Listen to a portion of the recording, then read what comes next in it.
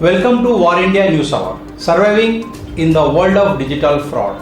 Most of the PC users have some kind of important and sensitive information which can be at the risk, and there are chances of getting those compromised is on the higher side. Every technology company, to get compliance of security and minimize the risk, they have to take care of their everything they use in their PC, including the hardware and software to run in the devices. We know that security and compliance go hand in hand. Yet, many organizations find it hard to deploy, maintain and protect their technology as data breaches are becoming increasingly common, potentially devastating. Data breaches are happening at every second. Data breaches do harm to a company's reputation, undermine trust between the organization and its customers, and send the message that the company is untrustworthy and doesn't take appropriate steps to protect the privacy and security of its customers. The inadequacies of usernames and passwords are well known. Clearly, a more secure form of authentication is needed. Technological advances in the computer and electronics industries are moving at a rapid pace. The companies that design and produce the devices that keep people connected are some of the world's most profitable and biggest by market value. Hardware authentication can be particularly important for the Internet of Things, that IoT, where a network wants to ensure that the thing trying to get access to it is something that should have access to it. It is time to mature, know how to use any device, as technology addresses a blind spot in enterprise security.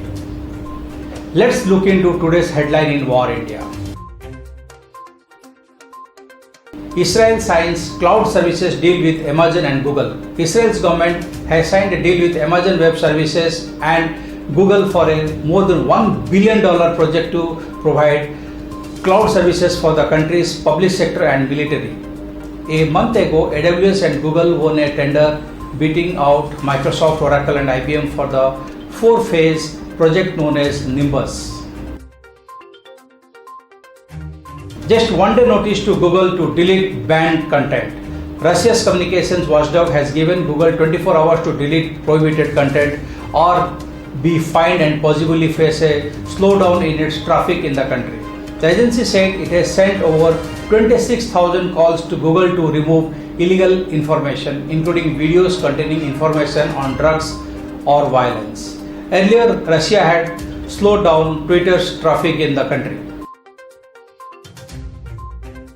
AI startup Fireflies gets $14 million from Khosla Ventures and others. Hyderabad AI startup Fireflies has raised $14 million equivalent to 102 crore rupees from Khosla Ventures and its seed investor Canon Partners, among others. Funded by Chris Reminini and Sam Eurotong, it will use the funds to expand its 50% team distributed across 5 countries across 12 cities. It has raised nearly $4.8 million in seed funding led by the Canon Partners in 2019.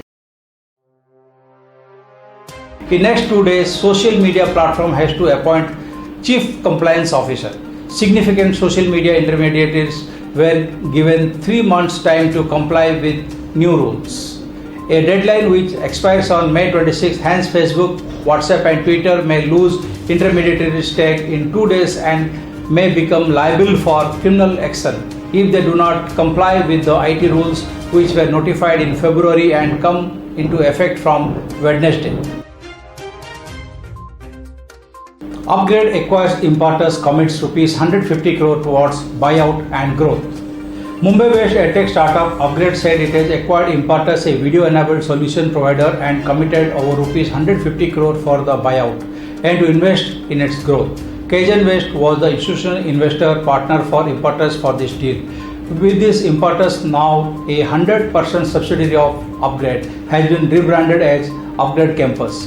Both Impartus and Upgrade will pave the way for augmenting college education by helping learners upskill with new age courses, thus elevating their candidature for better career prospects, said Amit Mahensar Saria, CEO Upgrade Campus. That is it for now. Please like, share, comment and subscribe to War Indian News Magazine. Stay tuned. Thank you.